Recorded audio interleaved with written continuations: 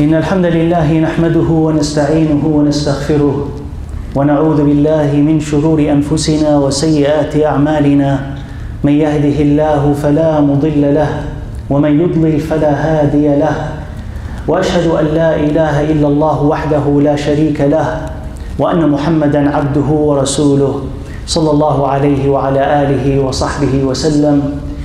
أما بعد فإن خير الحديث كتاب الله تعالى وخير الهدي هدي محمد صلى الله عليه وسلم وشر الأمور محدثاتها وكل محدثة بدعة وكل بدعة ضلالة وكل ضلالة في النار. أما بعد فيقول رسول الله صلى الله عليه وسلم أفضل أيام الدنيا أيام العشر. The best days of the year are the days of the 10 of Dhul Hijjah. In this hadith, he, alayhi salatu was salam, and it is a great ni'mah to hear that from him, because otherwise, how would we know what are the days that are best and most pleasing to Allah Azza wa Jalla unless He tells us? So in this hadith, we get the ni'mah of knowing that the days of Dhul Hijjah, among all the days of the year, are the best and most beloved to Allah subhanahu wa ta'ala. And that means that in comparison that they are even superior to the days of Ramadan. Even though the nights of Ramadan are better. But I want you to imagine that these days are better than the days of Ramadan. And consider all the attention that we give to Ramadan, all the emphasis, all the effort, all the attention that communally, globally, we attach to Ramadan. And it deserves all of this. And yet, he alayhi salatu wassalam says that these days of Dhul Hijjah are even better. And that presents an opportunity and a challenge. It's an opportunity because it's a season of ibadah that we desperately need. It's of Allah's rahmah that He gives us these seasons. You finish Ramadan and you encounter Dhul Hijjah. You finish Dhul Hijjah and you encounter Muharram. And in between you have Fridays. Because you need these days to remind you of Allah Azza wa Jal, because we forget and we become so distant from Him. We need the opportunity to reattach, to rectify, to increase our iman, to work for the hereafter as we are toiling for the dunya, to work for the hereafter and invest in it. We need opportunities to be close to Allah Azza wa Jal so that the pressures of the dunya do not get to us, so that we can counter the whispers of the shaitan, so we can walk the straight path. So where is this strength going to come from? Except from attaching ourselves to what Allah Azza wa Jal loves. Except through taking advantage of these days and these nights to do what we can for the sake of the akhirah and for the sake of the dunya, to increase our iman and increase our taqwa, to reach depths in our ihsan, in our worship of Allah Azza wa Jal that may not be available otherwise. So here is a season, like any sale. Those who are seeking the merchandise, which is Jannah, which is the forgiveness of Allah Azza wa Jal, recognize that the seasons of forgiveness is their provision to the hereafter, is what will propel them to it, is what will save them through the mercy of Allah Azza wa Jal from hellfire. So these days that are going to come are a great opportunity, and they are such a great opportunity that He said alayhi salatu wassalam that they are better than jihad for the sake of Allah Azza wa Jal, except for a mujahid who dies. يعني ما من أيام العمل الصالح أحب فيهن إلى الله من هذه الأيام. قالوا ولا الجهاد في سبيل الله قال ولا الجهاد في سبيل الله إلا رجل خرج بنفسه وماله ثم لم يرجع من ذلك بشيء. So he said عليه الصلاة والسلام that there are no days where good deeds are more beloved to Allah than these days. That they stand at the top. So they said, O Prophet of Allah, even jihad, because they understood very well that jihad is the best of things. So they wanted now to understand the level of excellence of these days. He said, even now if we compare them to jihad, he says, even if you were to compare them to jihad, except in one case where someone goes out for jihad and he dies, goes out with his life and money and he loses both. That is the ultimate sacrifice. But barring that, those who strive on those days are performing a deed that is better than jihad. So consider how much Allah Azza wa Jal has for you on those days. Anything that you do in them is better than what you do outside of them. If you read the Quran on the 10 days, that's better than outside. Sadaqah in them, better than sadaqah outside. Fasting in them is better than fasting outside, the voluntary. So it's an amazing opportunity. But it's also a challenge. Because these days don't have the attention of Ramadan. They don't have the numbers like Ramadan does. And because they are voluntary, no one has to. Because in Ramadan, because you have to fast and everybody fasts, globally everybody knows about Ramadan. Communally everybody feels Ramadan, but these are voluntary acts in these 10 days. And most people don't pay attention to them. Their life does not change because of it. They don't do anything extra, so you're not prompted because of your company or because of what the atmosphere around you to do anything. Unless what prompts you is Allah Azza wa Jal. And here, you will stand to see the difference between those who are servants of habit or servants of culture and servants of Allah Azza wa Jal. Because if you are a servant of habit, then that's what we do in Ramadan, so I'll do it. If you're a servant of culture, that's what people do, so I will do it. So that is what motivates you. But if you are a servant of the Almighty and you want to do what Allah loves, not what people love, what Allah loves, then Allah and His Prophet ﷺ is telling you Allah loves these days the most. So that is the thing that is supposed to move you. Of course, if Allah loves this the most, then I should love it.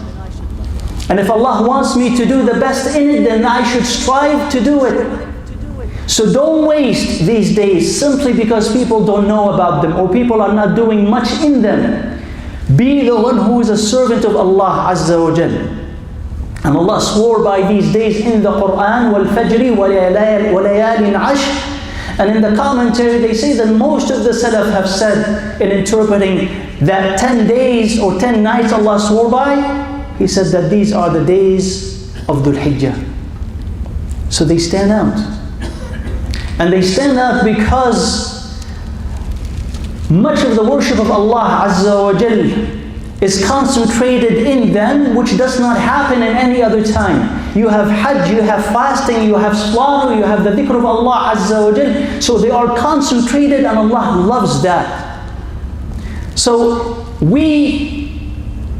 most people will not have the opportunity to perform Hajj. And if they do, they can perform it only few years of their lives.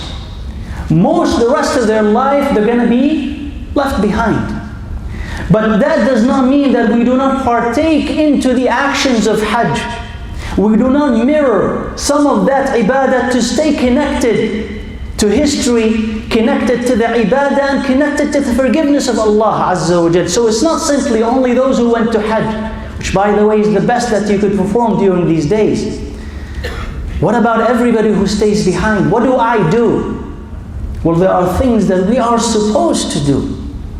And we begin by saying, and the easiest thing is the dhikr of Allah Azza wa Jal. See, He said عليه الصلاة والسلام, ما من أيام العمل فيهن أحب ولا أعظم من هذه الأيام فأكثروا فيهن من التكبير والتهليل والتحميد. He says, there are no days that are greater and more beloved to Allah than these days, so increase in them the saying of Allahu Akbar, La ilaha illallah and Alhamdulillah.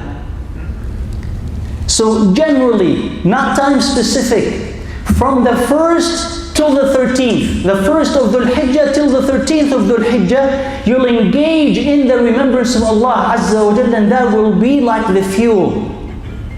That will be like the announcement. That will be like a change of atmosphere.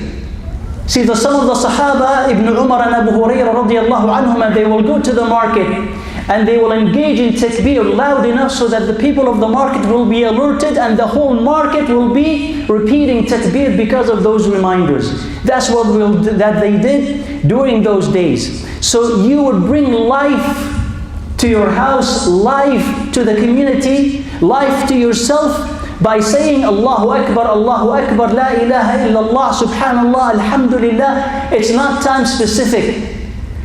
And that is the thing that will give you fuel and energy and connection with Allah Azza wa Jal. So the more that you say, the better that it is. And there is a time specific dhikr of Allah Azza wa Jal. Allahu Akbar, La ilaha illallah, Allahu Akbar, walillahi alhamd. And that begins after the Fajr of the day of Arafah till the 13th, Salatul Asr of the 13th. But throughout you are remembering Allah Azza wa Jal. And if you're not someone who is used to it, or you will forget about it, plan it. So one thing that we want to stress is that an intention for a ibadah is great, but an intention without a schedule will be wasted. So if you want to, you say, okay, when will I do this? After Fajr and after Asr. After Dhuhr and after Isha. You pick the time. But you say, I will say 100 of this and 100 of this and 100 of that, but plan it so that actually it happens. So the dhikr of Allah Azza wa Jal is the first. The other thing is fasting. كان رسول الله صلى الله عليه وسلم يصوم التسع. He used to fast the 9th or the 9 days of the Hijjah. So you fast from the first if you're able till the 9th. And the 9th is the day of Arafah. And there are levels, let's say, levels of fasting. You can plan according to your ability and schedule. The least of them, bi'idhnillah, is to fast the day of Arafah, which is the 9th.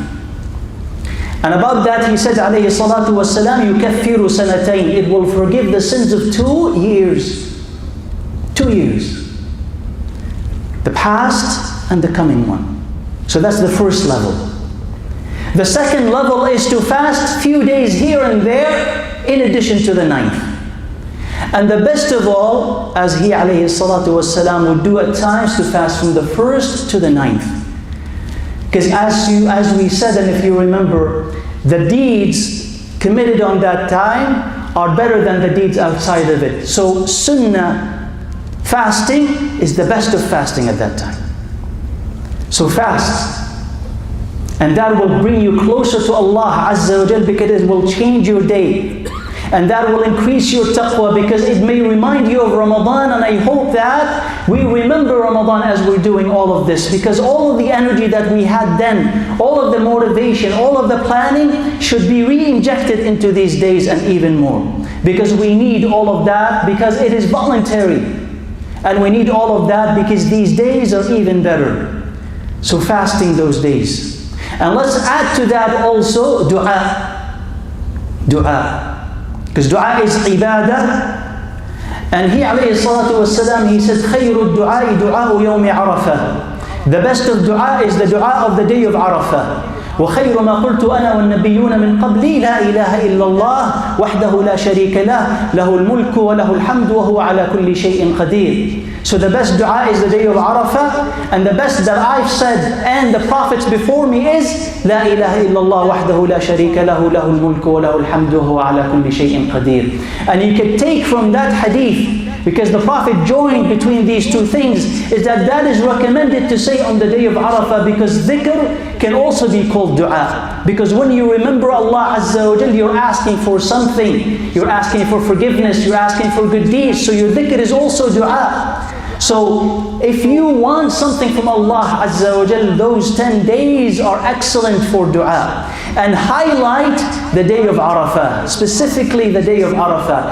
And highlight within the day of Arafah saying La ilaha illallah to the rest of the hadith.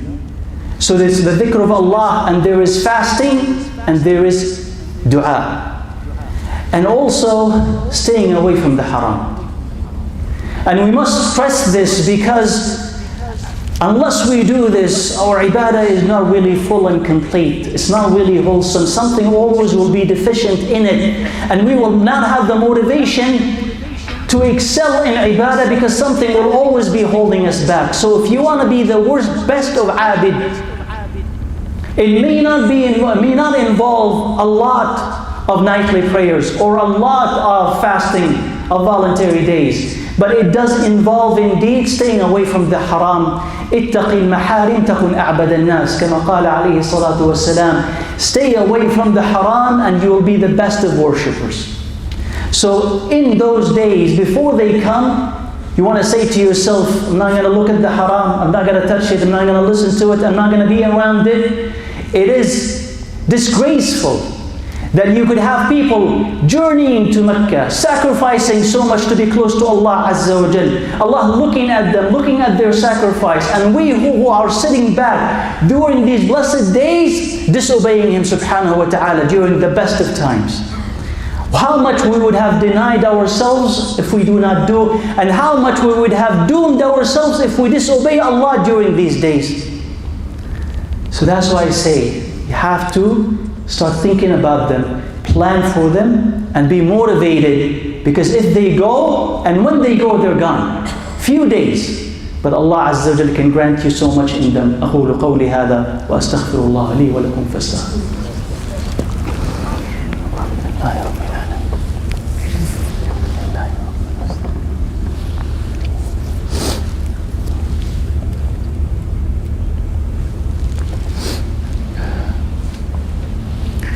الحمد لله رب العالمين حمدا كثيرا طيبا مباركا فيه وأصلي وأسلم على رسوله محمد وعلى آله وصحبه وسلم.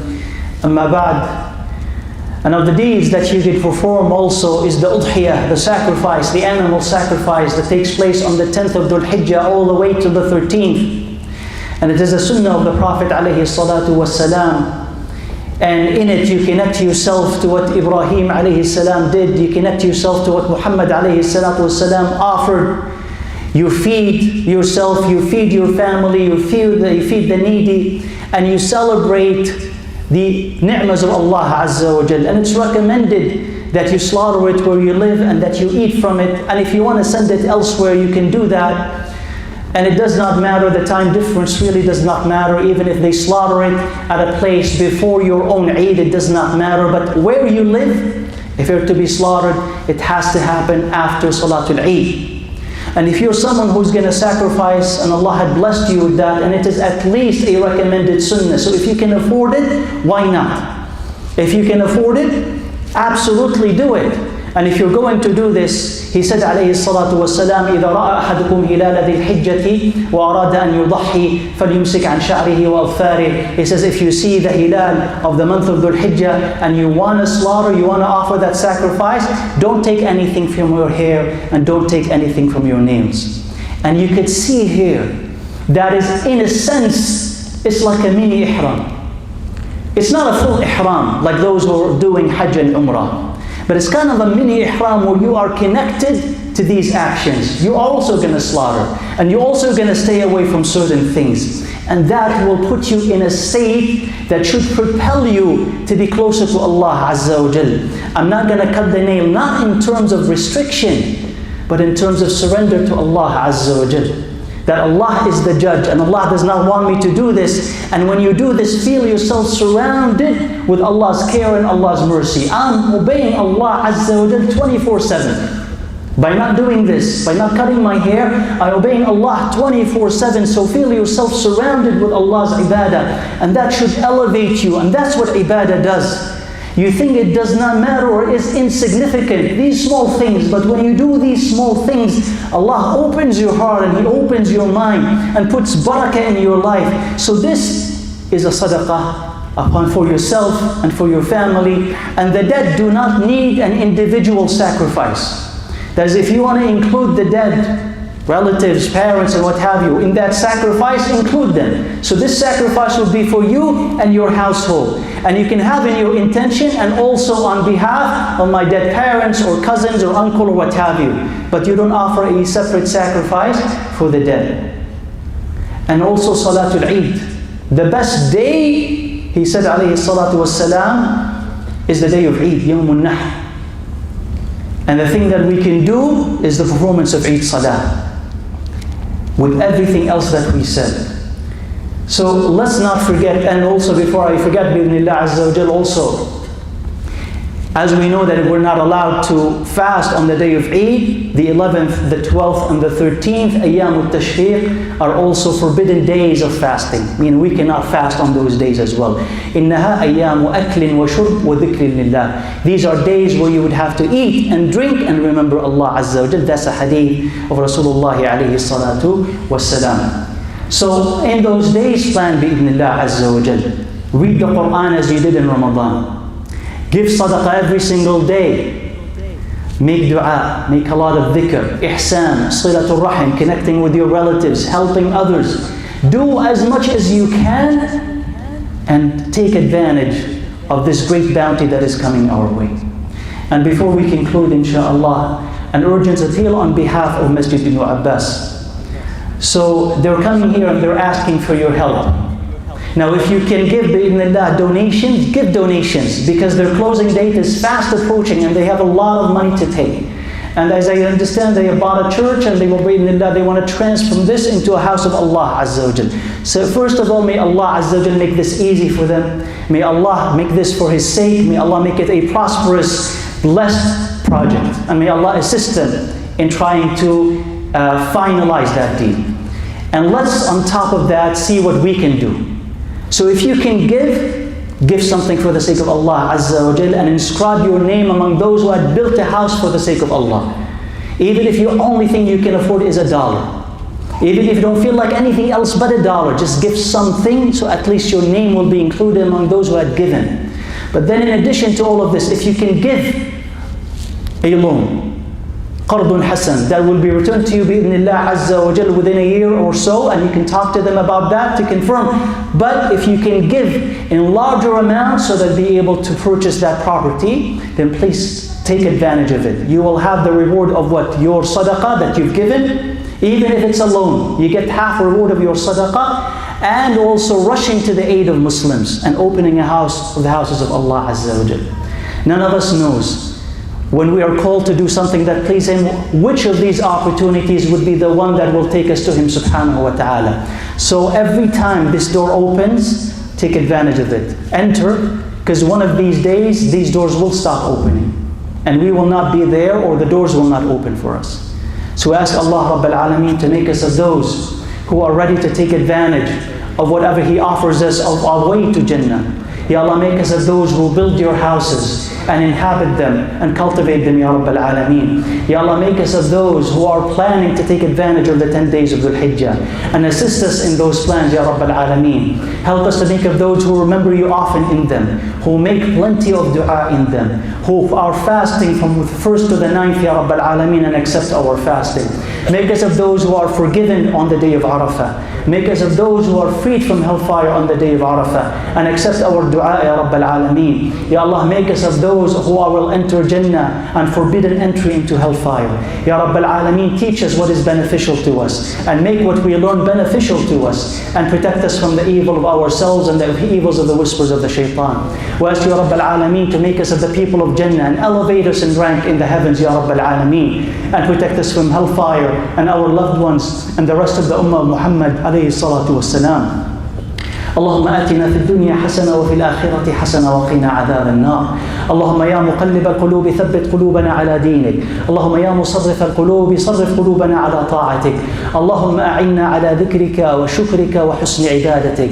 اللهم نسألك الجنة وما قرب إليها من قول وعمل، ونعوذ بك من النار وما قرب إليها من قول وعمل، ونسألك الخير كله عاجله وآجله ما علمنا منه وما لم نعلم، ونعوذ بك من الشر كله عاجله وآجله ما علمنا منه وما لم نعلم، ونسألك من خير ما سألك عبدك محمد صلى الله عليه وسلم، ونعوذ بك من شر ما استعاذك منه عبدك محمد صلى الله عليه وسلم.